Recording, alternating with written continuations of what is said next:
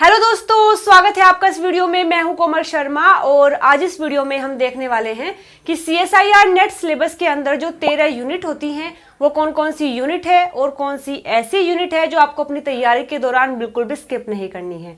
तो चलिए वीडियो शुरू करते हैं। तो CSIR नेट लाइफ साइंस के सिलेबस की जो सबसे पहली यूनिट है वो है बायोकेमिस्ट्री। बायोकेमिस्ट्री के अंदर ये सारे टॉपिक्स जो हैं हमें कवर करने होते हैं।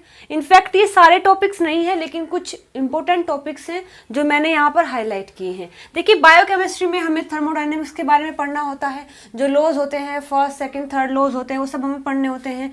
पीएच और बफर कॉन्सेप्ट के बारे में हमें पढ़ना होगा।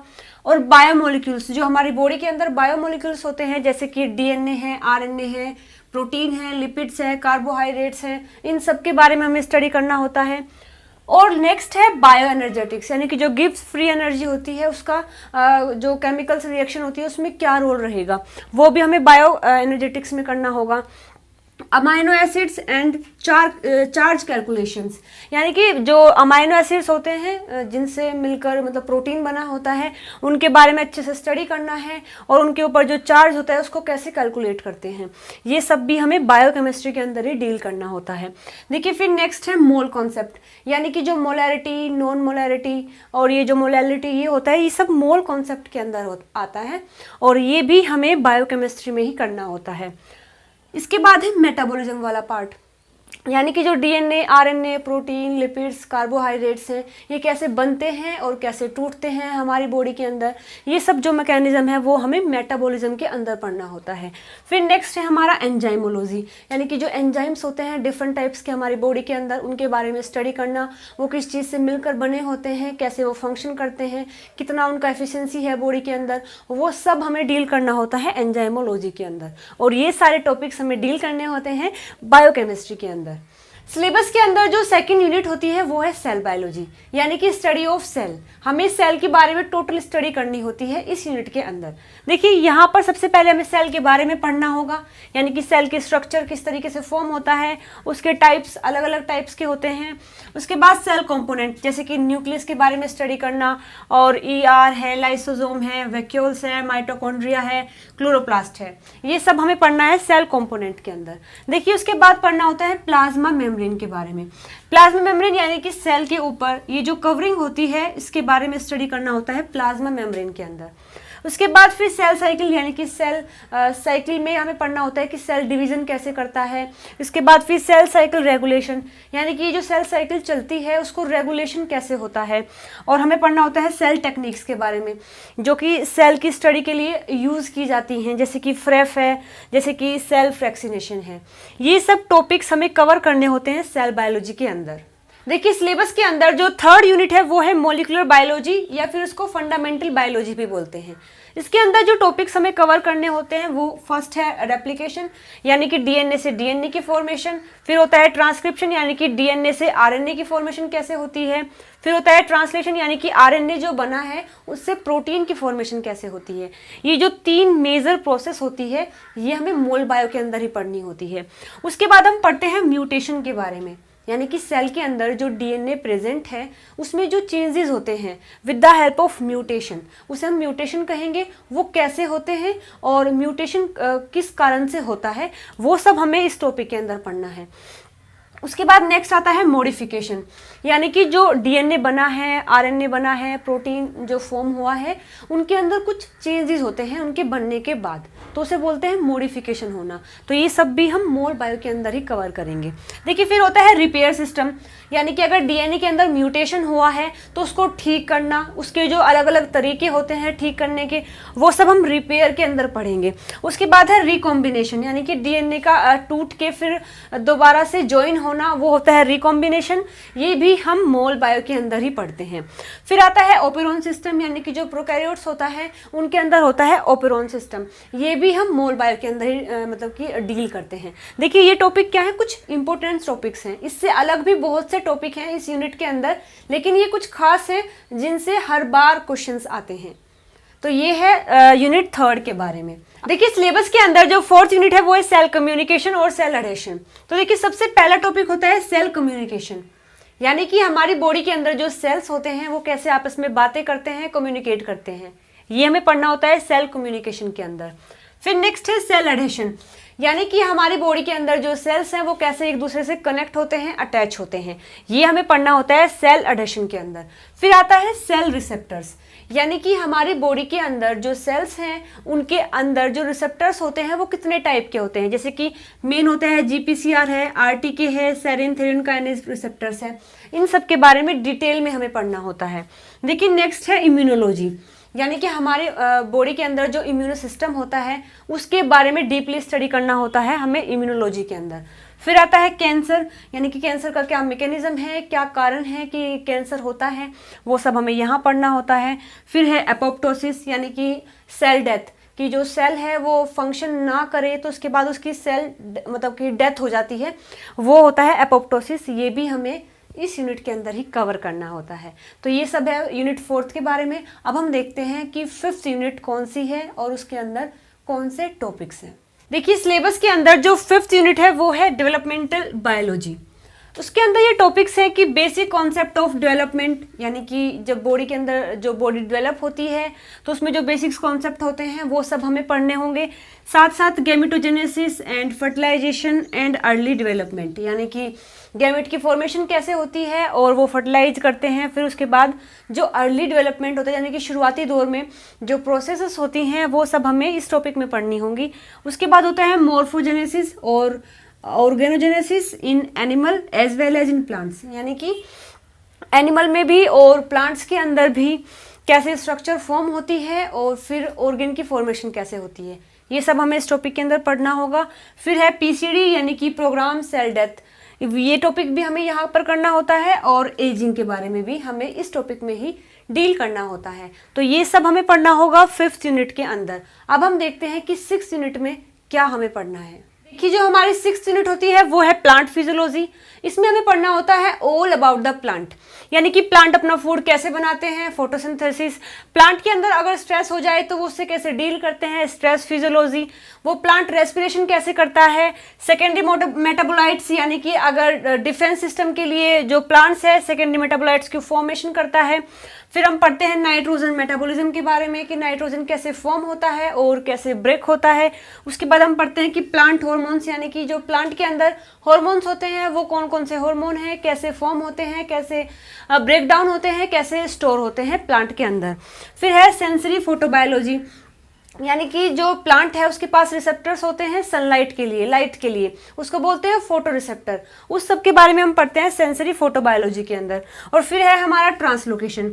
ट्रांसलोकेशन का मतलब है कि प्लांट के एक पार्ट में जब फूड बनता है तो वो पूरे सभी पार्ट्स में कैसे डिस्ट्रीब्यूट होता है, वो हम पढ़ेंगे ट्रांसलोकेशन के अंदर। So this is all about the unit 6th। 7th unit है हमारी एनिमल फिजियोलॉजी। इस यूनिट में हमें पढ़ना होता है ऑल अबाउट द एनिमल्स, यानी कि सर्कुलेटरी सिस्टम जो बॉडी के अंदर होता है, रेस्पिरेशन सिस्टम के बारे में पढ़ना है, नर्वस सिस्टम के बारे में पढ़ना है, रिप्रोडक्शन के बारे में पढ़ना है, एक्सक्रीटरी सिस्टम के बारे में पढ़ना है, डाइजेस्टिव सिस्टम के बारे में पढ़ना है। इन सब सिस्टम्स के बारे में हमें एनिमल फिजियोलॉजी में पढ़ना होता है। और साथ ही साथ जो सेंस ऑर्गन होते हैं हमारी बॉडी के अंदर और स्ट्रेस जो हो जाता है उसमें कैसे अडेप्टेशन की जाती है, ये सब भी हमें यहाँ पर पढ़ना होगा। एज वेल एज थर्मोरेगुलेशन, यानी कि हमारी बॉडी के अंदर जो टेम्परेचर होता है उसको मेंटेन कैसे किया जाता है। तो ये सारे टॉपिक्स हमें करने होते हैं यूनिट 7th यानी कि एनिमल फिजियोलॉजी के अंदर। तो चलिए अब देखते हैं कि 8th यूनिट कौन सी है और कौन से उसके टॉपिक्स हैं। देखिए सिलेबस के अंदर जो 8th यूनिट है वो है इनहेरिटेंस बायोलॉजी। उसमें हमें पढ़ना होता है दोस्तों मेंडेलियन प्रिंसिपल के बारे में, यानी कि Mendel's the father of genetics, उन्होंने जो प्रिंसिपल्स हमें दिए थे इनहेरिटेंस के लिए वो हमें करना होता है इस टॉपिक के अंदर। फिर हमें करना होता है कॉन्सेप्ट ऑफ जीन, यानी कि जीन किस चीज़ से मिलकर बना होता है, क्या फंक्शंस होते हैं और क्रोमोसोम कैसे फॉर्म होते हैं, ये सब हमें करना होता है कॉन्सेप्ट ऑफ जीन के अंदर। फिर हम पढ़ते हैं एक्सटेंशन ऑफ मेंडेलियन प्रिंसिपल। देखिए इसमें हम पढ़ते हैं कि मेंडल ने जो हमें प्रिंसिपल दिए थे उनका यूज़ करके आगे और भी एक्सटेंशंस हुआ है और बाकी रूल्स का, जैसे कि कोडोमिनेंस है, इनकम्प्लीट डोमिनेंस है और जीन इंटरेक्शन है, एलील इंटरेक्शन है, ये सब हमें करना होता है एक्सटेंशन ऑफ मेंडेलियन प्रिंसिपल के अंदर। फिर नेक्स्ट हमारा आता है जीन मैपिंग मेथड, यानी कि हमारी जो सेल है उसके अंदर जो जीन्स होते हैं उनका जो सीक्वेंस होता है उनको हम कैसे मैप कर सकते हैं, ये हमें पढ़ना होता है जीन मैपिंग मेथड के अंदर, जिसमें लिंकेज मैपिंग आ जाता है और टेट्राड एनालिसिस आ जाता है, ये सब हमें यहाँ करना होगा। फिर हम पढ़ते हैं एक्स्ट्रा क्रोमोसोमल इनहेरिटेंस के बारे में, यानी कि हमारे सेल के अंदर जो माइटोकॉन्ड्रिया होता है और क्लोरोप्लास्ट होता है उन सब के अंदर जो जीन या फिर क्रोमोसोम होते हैं वो कैसे शो करते हैं इनहेरिटेंस को, ये हमें करना होता है एक्स्ट्रा क्रोमोसोमल इनहेरिटेंस के अंदर। फिर नेक्स्ट हमारा आता है माइक्रोबियल जेनेटिक्स, यानी कि जो माइक्रोब्स होते हैं उनका जेनेटिक मेकअप कैसा है, ये हमें यहाँ करना होगा। नेक्स्ट है ह्यूमन जेनेटिक्स, यानी कि हमारे अंदर जो जीन मेकअप है वो हमें पढ़ना होगा। फिर हमारा आता है अल्टरेशन ऑफ क्रोमोसोम, यानी कि सेल के अंदर जो क्रोमोसोम्स होते हैं उनमें चेंज हो जाना, डिलीशन, डुप्लीकेशन, इन्वर्जन और ट्रांसलोकेशन, ये हमें करना होगा यहाँ पर। और ये जो दो टॉपिक हैं that is recombination and mutation, ये ऐसे टॉपिक हैं जो कि कॉमन रहेंगे in third unit that is mole biology और इनहेरिटेंस बायोलॉजी, ये टॉपिक आपको दोनों यूनिट में करने हैं। तो this is all about the 8th unit. देखिए 9th यूनिट है हमारी डाइवर्सिटी ऑफ लाइफ फॉर्म, इसमें हमें पढ़ना होता है दोस्तों principles and methods of taxonomy के बारे में, यानी कि जो प्लांट, एनिमल या फिर माइक्रो ऑर्गेनिज्म डिस्कवर हो चुके हैं उनको हम कैसे कैटेगराइज करते हैं, क्या प्रिंसिपल्स उनके लिए यूज होते हैं और कौन कौन से मेथड हैं जिनकी हेल्प से हम उनको कैटेगराइज कर सकते हैं, ये हमें पढ़ना होता है इस टॉपिक के अंदर। देखिए नेक्स्ट है लेवल ऑफ स्ट्रक्चरल ऑर्गेनाइजेशन, इसमें हम पढ़ते हैं कि यूनी और मल्टी जो सेलुलर ऑर्गेनिज्म होते हैं उनके बारे में हमें पढ़ना है, और साथ ही साथ जो स्ट्रक्चर फॉर्म होती है वो कैसे फॉर्म होती है, यानी कि पहले सेल्स होते हैं, फिर टिश्यू की फॉर्मेशन होती है, फिर ऑर्गन्स बनते हैं, फिर सिस्टम की फॉर्मेशन होती है, ये सब हम पढ़ते हैं यहाँ पर। नेक्स्ट है हमारा classification of plant, animal and micro organism, यानी कि इन सभी को क्लासिफाई करना, ये सब हम यहाँ पर पढ़ेंगे। फिर हमारा होता है कंजर्वेशन कंसर्न, यानी कि हमारी अर्थ पर जो भी एनिमल्स, प्लांट्स हैं अगर उनका नंबर कम होता जा रहा है तो कौन सी स्ट्रेटेजी हमें यूज़ करनी है ताकि उनका नंबर हम मेंटेन रख सकें, ये हम पढ़ते हैं कंजर्वेशन कंसर्न के अंदर। नेक्स्ट है हमारा नेचुरल हिस्ट्री ऑफ इंडियन सब कॉन्टिनेंट, यानी कि इंडिया के अंदर जो सब कॉन्टिनेंट्स हैं उनके बारे में हमें पढ़ना है, हैबिटेट्स के बारे में हमें पढ़ना है, और जो स्पीसीज का माइग्रेशन होता है उसके बारे में हमें यहाँ पर पढ़ना होता है। So this is all about the unit 9th। दोस्तों 10th यूनिट है हमारी इकोलॉजी प्रिंसिपल्स। देखिए इसमें हमें पढ़ना है इन्वायरमेंट के बारे में, यानी कि इन्वायरमेंट के अंदर जो बायोटिक और एबायोटिक कंपोनेंट्स होते हैं उनके बारे में पढ़ना है, और साथ ही साथ उनके बीच में जो इंटरेक्शंस होता है वो भी हमें यहाँ पर पढ़ना है। फिर हमें पढ़ना है हैबिटेट एंड नीश के बारे में कि हैबिटेट क्या होता है, नीश क्या होता है, फंडामेंटल एंड रियलाइज नीश क्या होते हैं, ये सब हमें यहाँ पर डील करना होता है।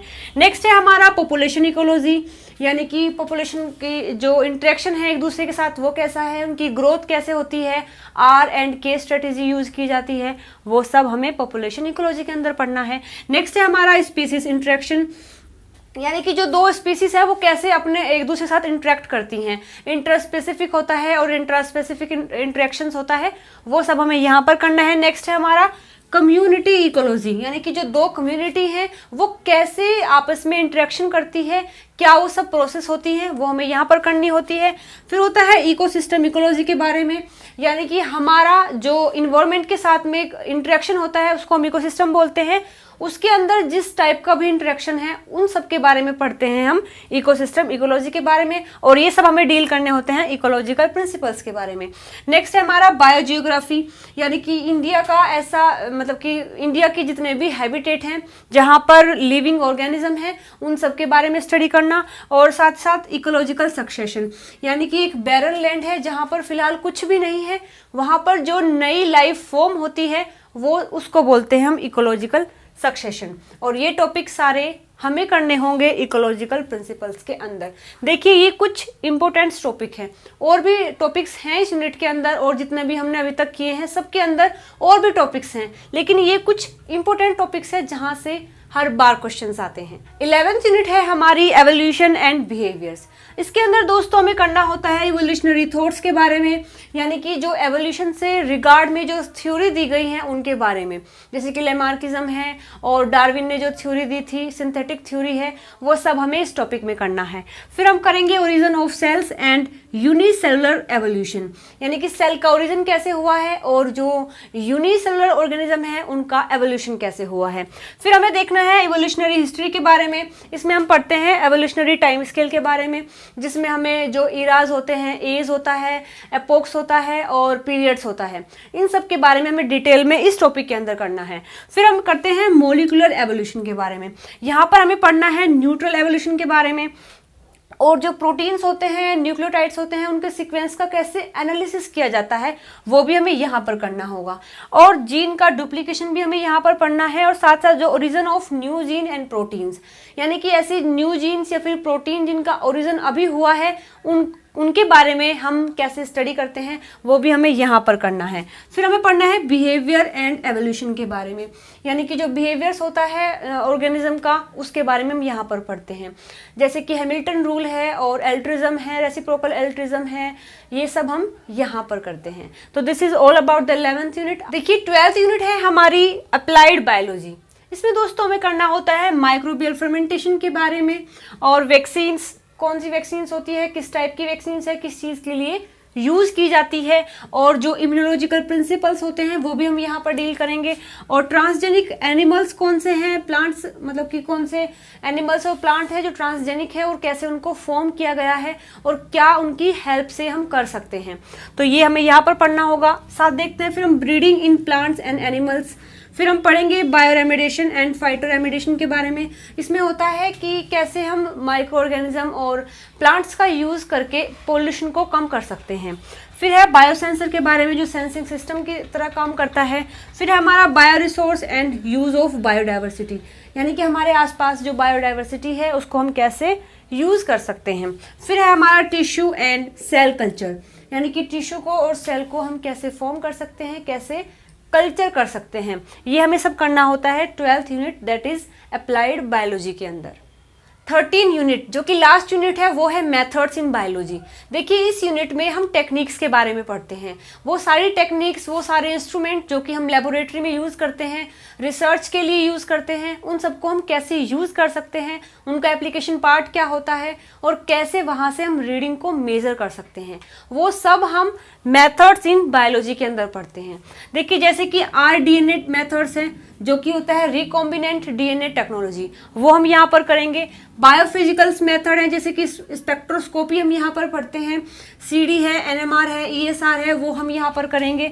हमारा होता है फिर इम्यूनो टेक्निक्स के बारे में भी हम यहाँ पर पढ़ते हैं, स्टैटिस्टिकल मेथड्स होते हैं वो भी हम यहाँ पर करेंगे, और साथ साथ जो रेडियो लेबल टेक्निक्स हैं वो भी करनी होती हैं।